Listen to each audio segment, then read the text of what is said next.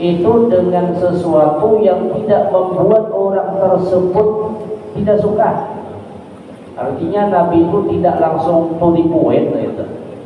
Ketika ia hendak memadahi orang, maka dipadahilah secara umum gitu. Jadi secara talwih, secara isyarat, secara sindiran. Jadi ketika Nabi menyampaikan untuk keseluruhan, tapi memang ada yang ditunjuk. Jadi tidak secara langsung Nabi.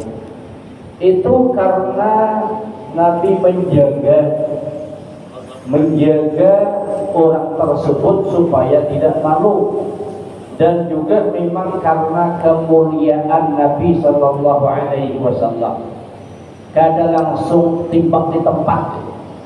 Kalau istilah orang Bahari dan timbang di tempat. Dan Nabi secara halus itu ketika menegur seseorang. Wa yamshi sallallahu alaihi wasallam ma'al armalah.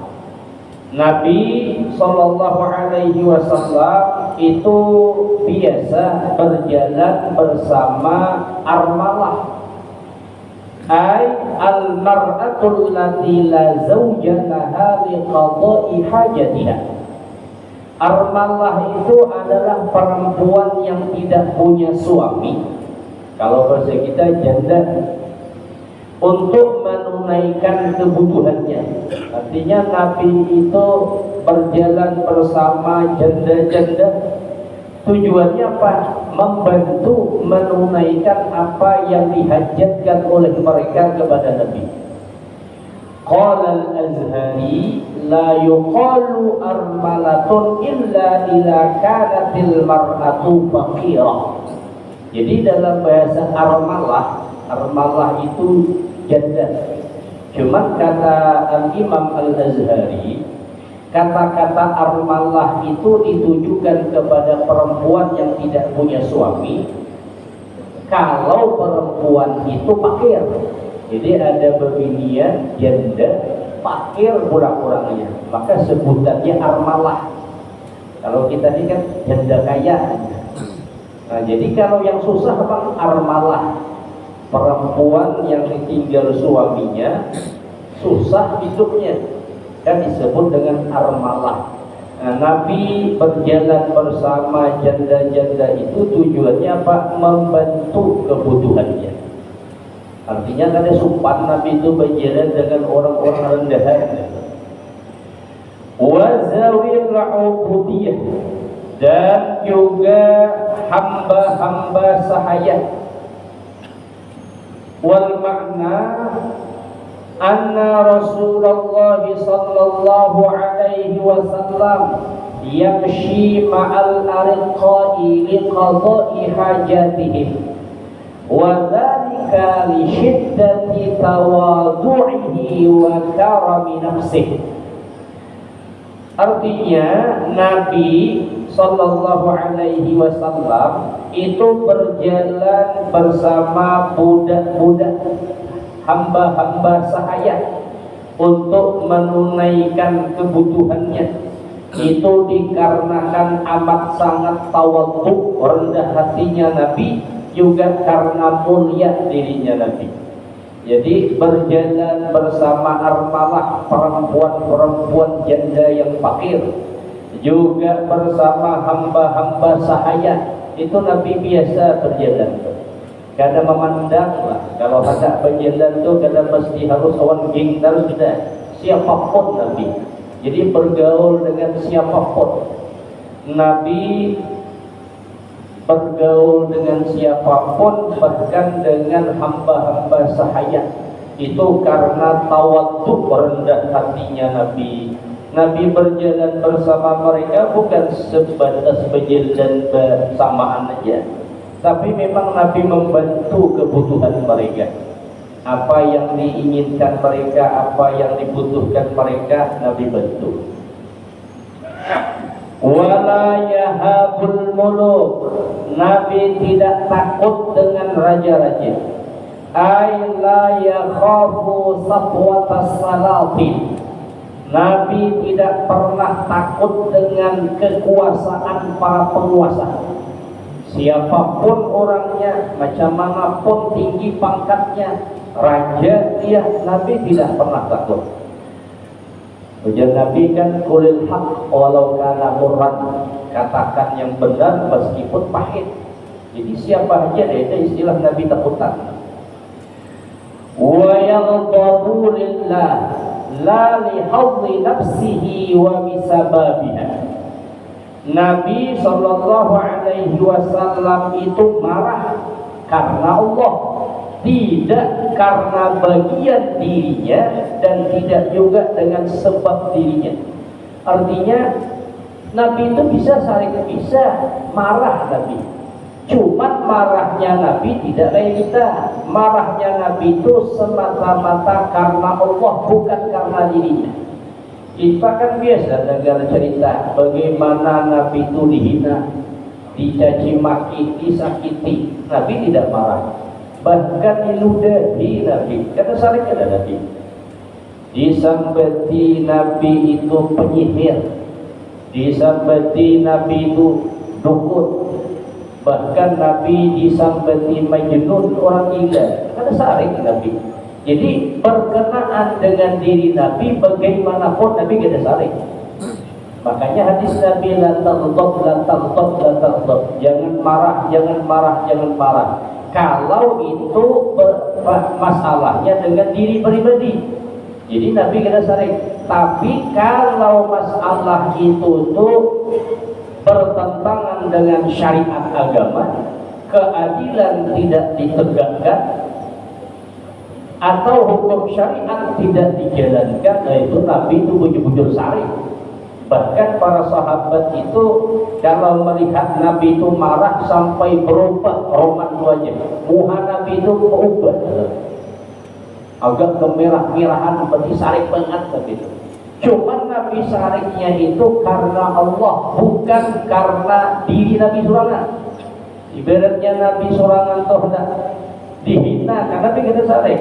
Tapi kalau masalah itu Allah, agama dilecehkan, diremehkan, atau syariat agama ditinggalkan, atau kemungkaran terang-terangan, nah itu Nabi itu kalau ibadat bahasa kita langsung menjadi macam, sarik banget. Tapi itu kalau bertentangan. Jadi Nabi marah karena Allah. Wala yaqumu ahadun minal khalqi lidaf'i ghadabihi idza tu'radu lahu fi amri rabbih. Tidak ada seseorang pun dari makhluk, siapa saja, tidak ada seseorang pun yang mampu meredam marahnya Nabi apabila yang membuat marah Nabi itu bertentangan dengan urusan Allah, masalah agama, pokoknya masalah hawa Tuhan. Pokoknya kalau masalah itu masalah agama, syariat, keadilan, itu Nabi itu kalau sudah marah siapa aja itu gak ada yang mampu meredam amarah Nabi. Kalau itu permasalahannya dengan agama, banyak diceritakan tentang marahnya Nabi itu. Di antaranya di bulan Ramadan Nabi mengirim sariyah. Sariyah itu pasukan perang. Jadi ada dua, dalam masa Nabi itu peperangan ada dua namanya, ada ghazawat, ada sariyah. Ghazawat itu tuh peperangan yang peperangan itu Nabi ikut berperang. Jadi ketika Nabi ikut berperang itu namanya ghazawat. Tapi kalau Nabi mengirim pasukan peperang, Nabi ada 4, itu namanya sariyah. Jadi ada beda. Jadi peperangan di zaman Nabi, kalau Nabi 4 namanya ghazawat, kalau Nabi ada 4 namanya sariyah. Jadi di bulan suci Ramadan Nabi mengirim kurang lebih 300 pasukan dipimpin oleh Ghalib bin Ubaidillah. Dalam pasukan perang itu ada yang namanya sahabat Usamah bin Zaid. Usamah bin Zaid. Jadi dalam peperangan itu berperang dengan orang-orang musyrik. Dan dalam peperangan itu orang-orang musyrik bisa dikepung, dikejar, ditawan, disandera. Rupanya ada satu orang musyrik yang melarikan diri, dikepung oleh Usamah bin Zaid. Ketika dikepung oleh Usamah bin Zaid, si musyrik ini kan hingga lagi lari. Ini pacangan tertangkap oleh Usamah, pacangan dibunuh oleh Usamah. Ketika sudah tertangkap, hendak dibunuh oleh Usamah, si musyrik tadi bersyahadat, asyhadu an la ilaha illallah, bersyahadat. Pas hendak ditimpas oleh Usamah bin Zaid tadi itu bersyahadat lah dia. Maka Usamah bin Zaid menyangka jelas dia orang ini bersyahadat untuk melepas diri supaya tidak dibunuh. Makanya dia bersyahadat. Oleh Usamah langsung dibunuh. Maka si musyrik itu pun mati dibunuh oleh Usamah padahal mengucap syahadat. Asyhadu an la ilaha illallah. Langsung dibunuh oleh Usamah. Nah, ketika pulang dalam peperangan Syariah itu ada yang menceritakan kepada Nabi perihal Usamah. Usamah semalam itu lagi kita. Ada musyrik yang lari, kapunginya. Pas dapatnya hendak dibunuhnya, si musyrik tadi bersyahadat. Tapi Usamah kada haram itu, timpasnya juga mati musyrik. Mendengar hal itu marah Nabi. Saring Nabi dipanggil Usamah. Kenapa Usamah? Orang yang sudah bersyahadat kau bunuh, kenapa? Ujar Usamah mengemukakan alasan. Wahai Rasulullah, si musyrik itu tuh sebenarnya ia bersyahadat itu tuh ia takut karena bunuh benar, bukan nak masuk Islam. Karena takutan karena bunuh, makanya dia bersyahadat. Cuman aku yakin ia tuh hendak berlepas diri supaya tidak dibunuh, tapi bunuh juga. Marah Nabi. Kenapa Nabi kena sahabat belah dadanya, ambil hatinya, belah hatinya. Hanya kau tahu tuh. Berbuat kan ada kayaknya. Nah, itu Nabi marahnya tuh. Jadi orang yang sudah mengucap syahadat baginya sudah masuk Islam, berbuat kayaknya kada nangsir di hatinya, siapa yang tahu? Kalau ia sudah bersyahadat Islam dah. Kalau ia Islam, maka haram darahnya dicurahkan. Ia sudah bersyahadat, ada boleh dibunuh-bunuh. Apalagi orang yang menewaskan Islam dibunuh, maka samalah yang membunuh seluruh orang yang ada di dunia, membunuh orang. Jadi marah Nabi itu. Ujar Usamahnya berbual, ibaratnya tuh mulutnya berbual gitu ya Nabi. Tapi ucapannya syahadatnya itu baik banget. Akhirnya Usamah pun perintahkan Nabi untuk membayar kafarat karena membunuh tersalah, memerdekakan budak. Jadi kafaratnya karena membunuh tersalah, ada istilah pesan aja, maka kafaratnya memerdekakan budak. Itu Nabi marah. Begitu pula ada seorang perempuan Bani Makhzum, perempuan terkemuka, orang terpandang, cuman karena hukum potong tangan. Jadi ada perempuan orang terpandang dari kabilah Bani Makhzum, karena kasus kita, maka karena hukum potong tangan. Para sahabat adalah sebahagian sahabat yang memintakan Nabi supaya perempuan itu tidak dipotong tangannya. Karena perempuan itu termasuk orang terpandang. Mendengar hal itu saring Nabi, marah Nabi. Kalau yang namanya sudah hukuman itu kada pandang bulu gitu.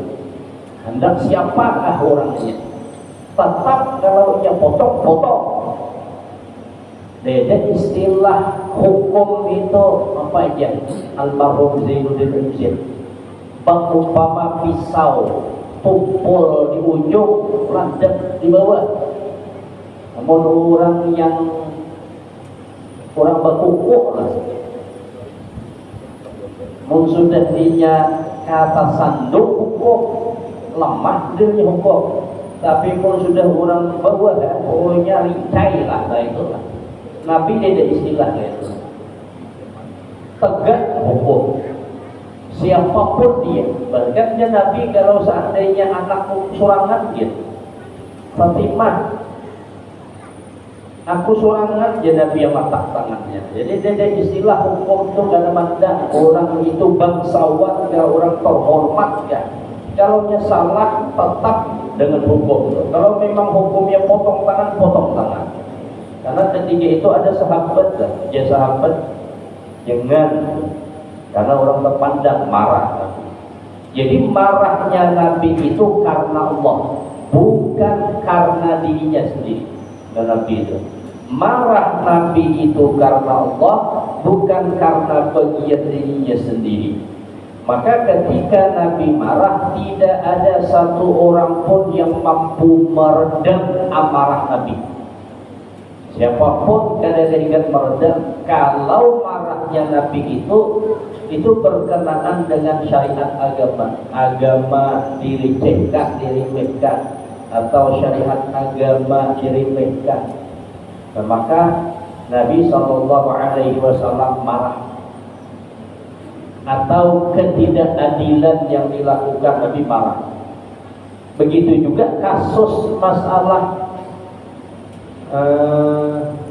sahabat yang mengimami kaumnya, Mu'az.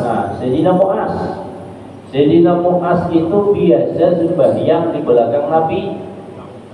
Jadi ketika pulang ke kampungnya Bani Salamah, jadi imam lah sembahyang di kampung. Karena memang Sayyidina Mu'az cinta dengan Al-Quran. Sekali jadi imam bisa, nang dibacanya Al-Baqarah. Surah Al-Baqarah itu 2 juz setengah. 2 juz setengah. Sayyidina Mu'az bin Jabal itu jadi imam. Haharun umat jemaah. Maka ada yang seikong nang wani mubarakah seikong. Sanggupnya mempati lah baca Al-Baqarah 2 juz setengah jadi imam. Maka ada seorang yang mubarakah, rupanya setelah selesai sholat, ini Sayyidina Mu'az tahu bahwa ketika ia jadi imam tadi ada makmum yang mubarakah. Oh ya, Mu'az itu orang munafik itu sampai di Mu'az pulang munafik. Jadi yang mubarakah ini kan senang disebut munafik, lapornya ke Nabi. Wahai Rasulullah, semalam kami sembahyang Isya, Mu'az jadi imam, Al-Baqarah bacanya. Mentang-mentang lah, itulah kita mentang-mentang lah. Padahal kami di situ tuh banyak, ada yang tuha, ada yang lemah, ada yang lapah begawi seharian, ada yang sibuk lainnya. Al-Baqarah mubarakah aku wahai Rasulullah, sekalinya sebetulnya pulang aku nih munafik. Marah ketika itu Nabi panggil Nabi Sayyidina Mu'az, apa tanun anta ya Mu'az, kau ini Mu'az pula fitnah, kau Mu'az, kau ini Mu'az pula fitnah, sampai 3 kali Nabi nyebut. Artinya kalau hendak panjang, hendak sepanjang-panjangnya tapi sorangan.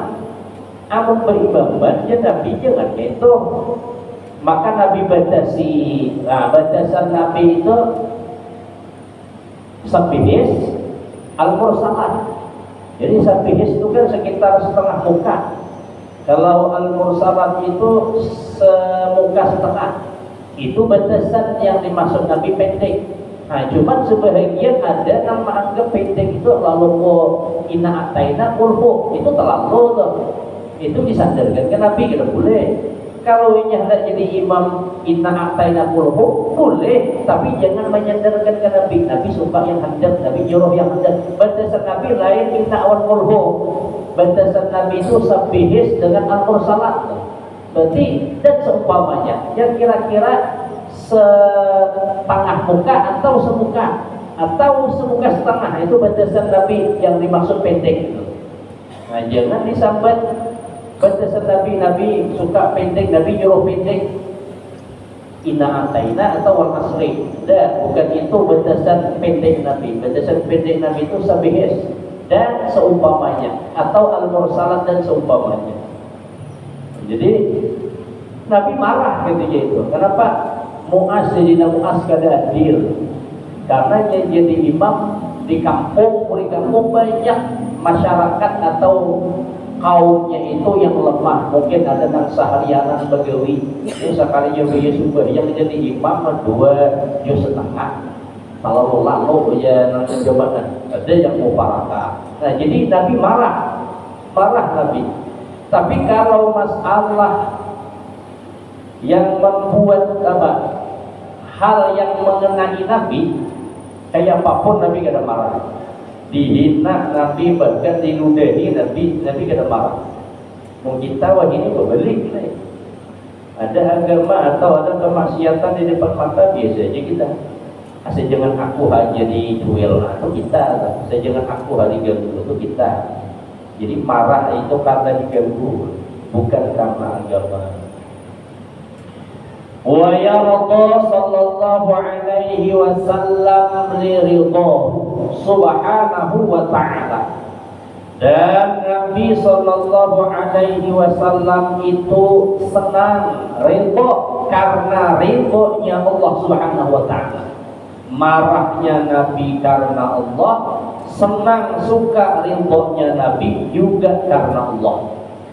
Wa yunaffizul haqqa wa in 'ada dzalika 'alaihi bid-darari aw 'ala ashabihi. Nabi akan melaksanakan yang hak sekalipun ketika Nabi melaksanakan yang hak itu ada bahaya yang menimpanya atau bahaya yang menimpa kepada sahabatnya. Tidak peduli Nabi. Artinya yang benar Nabi laksanakan meskipun ada bahaya yang akan menimpa Nabi maupun menimpa kepada sahabat Nabi, tetap Nabi laksanakan yang hak. Itu Nabi. Orangnya sebenarnya apa aja kita? Ada istilah lah itu. Ketika kebenaran itu tetap ditegakkan, nah, itu Nabi. Kayak apapun rintangannya, siapapun yang ada di hadapan Nabi, yang hak, yang batil Nabi. Wa yamshi ghaliban khalfa ashabihi tawadu'an li rabbih wa ta'liman li ashabihi. Nabi sallallahu alaihi wasallam biasa berjalan di belakang para sahabat, tawadu'an li rabbih wa ta'liman li ashabihi. Karena tawadhu, rendah hatinya Nabi karena Tuhannya, juga untuk mengajari para sahabat. Jadi apabila Nabi berjalan berhubungan, itu Nabi di belakang, sahabat di hadapan. Nabi tidak mau di hadapan, di belakang. Itu ketika Nabi berjalan dengan para sahabat, Nabi di belakang berjalan. Karena tawadhunya Nabi, juga karena untuk mengajari Nabi ini kepada para sahabat. Jadi Nabi mengajari para sahabat melalui hal, jadi perbuatan Nabi. Wa hadza fil hadari wa amma fis safari fari ziyadati mura'ati ad'afil qaum wa muhafazatihim min wara'ihim. Hal itu dilakukan ketika Nabi dalam keadaan hadir, tidak bepergian. Artinya ketika Nabi berjalan di sekitaran Madinah, tidak musafir keluar kota, artinya masih di Madinah Nabi berjalan berhubungan dengan para sahabat, itu Nabi senantiasa di belakang. Tujuannya apa? Karena Nabi merendahkan diri kepada Tuhannya, juga mengajari para sahabat. Adapun kalau Nabi berjalan bersama para sahabat ketika dalam keadaan musafir, bepergian jauh luar kota, Nabi tetap berada di belakang, tapi tujuannya untuk menambah penjagaan, ya, untuk menambah penjagaan kepada orang-orang yang lemah dari kaumnya. Jadi ketika berhubungan kan ada yang berjalan lambat, karena ada yang mungkin penyakit segala macam lambat. Nabi di belakang supaya yang lambat ini kan ada tinggal. Jadi Nabi jagai gitu supaya rombongan itu kan ada yang tertinggal. Nah jadi kan dalam musafir Nabi di belakang tuh jagai anak buah, jagai rombongan supaya jangan tertinggal dalam perjalanan. Kadang Nabi tidak di hadapan, jadi kadang di hadapan, Nabi di belakang menjaga mereka. Wa kana sallallahu alaihi wasallam la yada'u ahadan yamshi khalfahu wa yaqul bisayri mubayyinan lahum hikmata dhalik khallu dhuhri ay da'u khalfi lil malaikatir ruhaniyah wa huwa al-malak. Nabi sallallahu alaihi wasallam ketika berjalan dengan rombongan, Nabi tidak membiarkan ada seseorang yang berjalan di belakang. Berarti kalau ibarat berjalan berhubungan, pojitnya Nabi paling belakang. Nabi tidak membiarkan ada orang yang berjalan di belakang Nabi. Nah, Nabi bersabda menjelaskan apa alasannya. Jadi dalam perjalanan Nabi tidak membiarkan orang yang ada satupun di belakang Nabi. Nabi sebutkan menjelaskan hikmah kenapa tidak ada orang di belakang Nabi. Ujar Nabi, khallu zuhri, kosongkan di belakangku. Ay da'u khalfi, tinggalkan di belakangku, jangan ada yang berjalan di belakangku. Ya Nabi, kenapa? Khallu zuhri lil malaikatir ruhaniyah, kosongkan belakangku agar malaikat rohaniyah, ada malaikat belakang. Jadi Nabi berjalan di belakang, para sahabat Nabi tidak biarkan berjalan di belakang Nabi, karena di belakang Nabi khusus para malaikat yang mengiringi Nabi. Jadi ketika Nabi berjalan dalam rombongan, Nabi di belakang, para sahabat di depan. Kalau Nabi masih di dalam kota, itu tujuannya karena tawadhu'nya Nabi juga mengajarkan kepada para sahabat supaya jangan di hadapan terus itu mentang-mentang. Nah itu. Tapi kalau di dalam musafir bepergian, Nabi jagai orang-orang yang lemah. Mana tahu ada yang kelapahan atau yang jalannya lambat, nah, Nabi tetap mengiring, jagai. Inilah akhlak Nabi sallallahu alaihi wasallam. Tawadhu'nya Nabi, rendah hatinya Nabi dengan segala ketinggian pangkat derajat Nabi. Kalau istilahnya Nabi hendak di hadapan, wajar ya, memang pantas dan layak memang Nabi itu di depan, tapi tetap Nabi di belakang dalam perjalanan. Nabi marah semata-mata karena Allah. Maksudnya karena Allah itu tuh karena agama dilecehkan atau syariat ditinggalkan atau kemungkaran merajalela. Nah, itu Nabi marahnya bukan main. Para sahabat sampai melihat roman wajah Nabi itu berubah, berarti sarik begat Nabi. Itu kalau berhubungan dengan agama. Tapi kalau dengan diri pribadi Nabi, tidak marah Nabi. Bahkan diludahi sampai seperti orang gila biasa, kena saring Nabi. Dan juga Nabi ridha senang itu karena ridhonya Allah. Jadi apa yang disenangi Allah, Nabi juga senang. Apa yang dibenci Allah, Nabi juga benci. Bukan karena diri pribadi Nabi. Bapak Ibu jamaah rahimahullah, insyaallah dalam pertemuan selanjutnya kita lanjutkan ulang sampai di sini kajian kita tentang akhlak Nabi sallallahu alaihi wasallam. Nah, mudah-mudahanlah kita kawal ilmu 43 dan ikat banyak sedikit berat. Ala hadhihi niyyah wa likulli niyyatin shalihah wa ila hadratin Nabi al-Fatihah. أعوذ بالله من الشيطان الرجيم. بسم الله الرحمن الرحيم. الحمد لله رب العالمين الرحمن الرحيم مالك يوم الدين. إياك نعبد وإياك نستعين اهدنا الصراط المستقيم صراط الذين أنعمت عليهم غير المغضوب عليهم ولا الضالين آمين. بسم الله الرحمن الرحيم. الحمد لله رب العالمين والصلاة والسلام على أشرف الأنبياء والمرسلين سيدنا ومولانا محمد وعلى آله وصحبه أجمعين. اللهم انفعنا بما علمتنا وعلمنا بما ينفعنا وزدنا علما نافعا وفهما وحفظا وهداية وتوفيقا. اللهم أخرجنا من ظلمات الوهم وأكرمنا بنور الفهم. اللهم فقهنا في الدين وعلمنا التأويل. ربنا آتنا في الدنيا حسنة وفي الآخرة حسنة وقنا عذاب النار.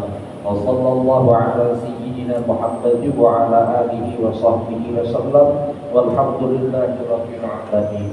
Assalamualaikum warahmatullahi wabarakatuh.